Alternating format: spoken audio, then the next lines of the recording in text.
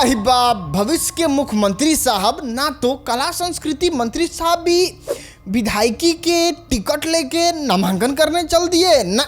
ज़्यादा पुराना बात नहीं है, 1 साल पहले का बात है। बड़ा हवा बने भोजपुरी फिल्म इंडस्ट्री में कि ना खेसारी लाल संसद के चुनाव लड़ियन, उनका लड़ावल जाए मुख्यमंत्री ना तो उप मुख्यमंत्री। और अगर छोट मोट चुनाव लड़ाई के होई तो से अच्छा तक दो हम भोजपुरी फिल्म इंडस्ट्री में राजा हई। और अब उस सारा राजा चल गया भीतरे और चल गया खेसारी लाल यादव मौगी के साथ तेजस्वी यादव से टिकट लेने और नामांकन कराने। तो एकदम गील है हमारे, जा रहे हैं नामांकन करवाने। अब जब खेसारी लाल यादव मैदान में आ ही गए हैं तो औरों लोगों के भांति खेसारी लाल यादव का भी आचरण यानी कैरेक्टर सर्टिफिकेट का थोड़ा जांच करना ही चाहिए। और इस जांच में खेसारी लाल यादव जो है वो नंबर 1 पे निकलते हैं। बताइए, और लोगों का जो है ना वो गाना मुद्दा बनता है, लेकिन खेसारी लाल यादव का जो है वो कर्म, उनका चाल, उनका किया हुआ कारनामा मुद्दा बनता है। और उसमें भी ये कारनामा सबसे विख्यात है और सबसे ज़्यादा इंटरनेट पर चल रहा है ना।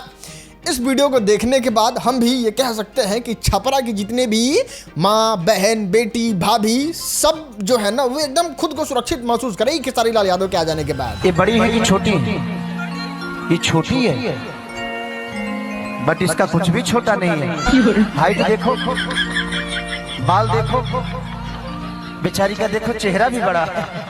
खेसारी लाल यादव के विधायक बनने के बाद छपरा विधानसभा की महिलाओं का भी अब कुछ छोटा नहीं रहेगा। सबको बड़ा नौकरी, बड़ा घर, बड़ा गाड़ी मिलेगा गाइस। अबे साले। और जिस तरीके से खेसारी लाल यादव ने भार उठाया है, हमको नहीं लगता है खेसारी लाल यादव जब जीतेंगे तो उनके विधानसभा में कोई ऐसा भार होगा जिसको खेसारी लाल यादव नहीं उठा पाएंगे। एकदम भार को अपने कमर पर रख के एकदम नचा के झुमा के फेंक देंगे और छपरा में चारों तरफ विकास ही विकास होगा। और सबसे इंपॉर्टेंट, डॉक्टर का तो जरूरत ही नहीं पड़ेगा। खेसारी भैया अपन मैं डॉक्टरी के पढ़ाई पढ़े लेबा भोजपुरी में।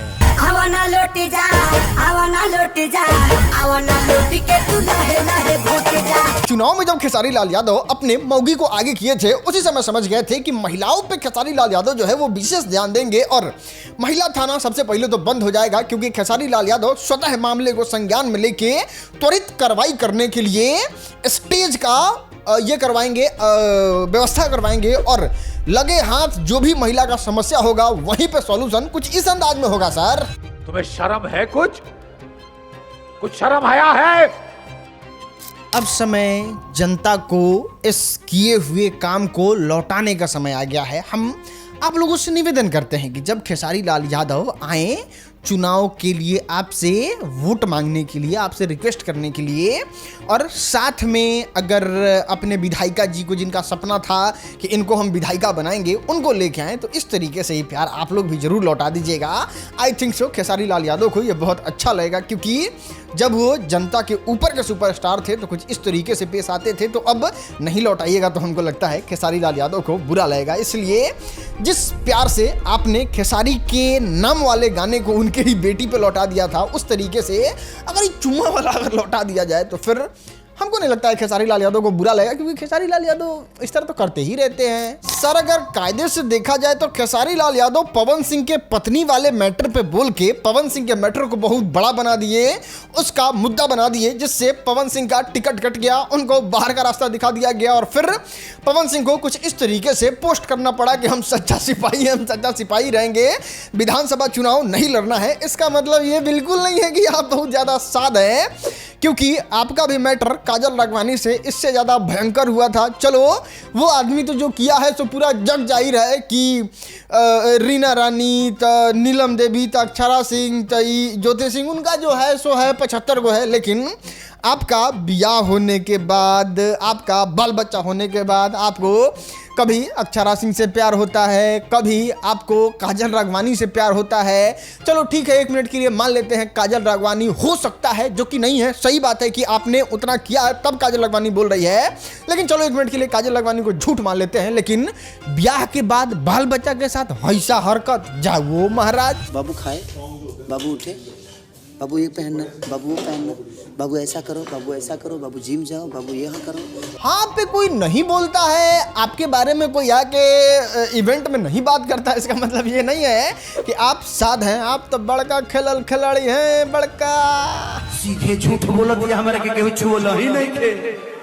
तो जितना तारा बॉडी में सब बढ़ल चहल बावे ये अपने से बढ़ गया, शरीर बढ़ गया, हाइट बढ़ गया, बाल बढ़ गया, ब्लाउज बढ़ गया। लेकिन दोस्त ये बात भी है ना कि आरजेडी के नेता में मिनिमम इतना गुण तो होना चाहिए, तभी आपको जाके टिकट मिलेगा। और अगर खेसारी लाल यादव 4 गो लड़की का जीवन नहीं बर्बाद किए हैं, 5 गो सिनेमा में जाके कमर नहीं हिलाए हैं, कुछ अश्लीलता नहीं किए हैं, कुछ भयानक अपराध नहीं किए हैं, तो फिर आरजेडी में उनका टिकट बनता ही नहीं है। इसलिए ये मजबूरी है, ये पैरामीटर है, तब जाके खेसारी लाल यादव को टिकट मिला है। नहीं तो अगर अच्छे छवि वाले आदमी को ही देना था तो चंदा देवी को टिकट नहीं मिल जाता। खैर, बात करें खेसारी लाल यादव के बारे में तो आरजेडी के सच्चा सिपाही जो हैं वो खेसारी लाल यादव ही हैं, क्योंकि सबसे पहले तो यादव हैं, उसके बाद उनका बॉडी सॉडी डोला सोला तो भयानक वाला है। तो ये तो 2 चीज एकदम परफेक्ट बैठता है। लेकिन तीसरा, पहलवानी का शौक भी भाई साहब को बहुत भयानक है। इसलिए बीम में जिम मारने के दौरान जो संभोग वाला पोजीशन होता है ना, हिंदी बोल रहे हैं ताकि आप वीडियो देखें तो बुरा नहीं, संभोग वाले पोजीशन पे एकदम अपने जिम के प्रक्रिया को शुरू कर देते हैं। और इमेजिन कीजिए कि ये किस तरीके से हरकत करने का कोशिश कर रहे हैं एक महिला के साथ। और ये इंसान जो नीचे से जोर लगा के महिला को ऊपर ठेल के ऊपर पहुंचा दे रहा है, उस महिला को उठाने वाला आदमी अब एक विधानसभा का विधायक बनेगा आरजेडी पार्टी से। मतलब क्या? अरे बाबा!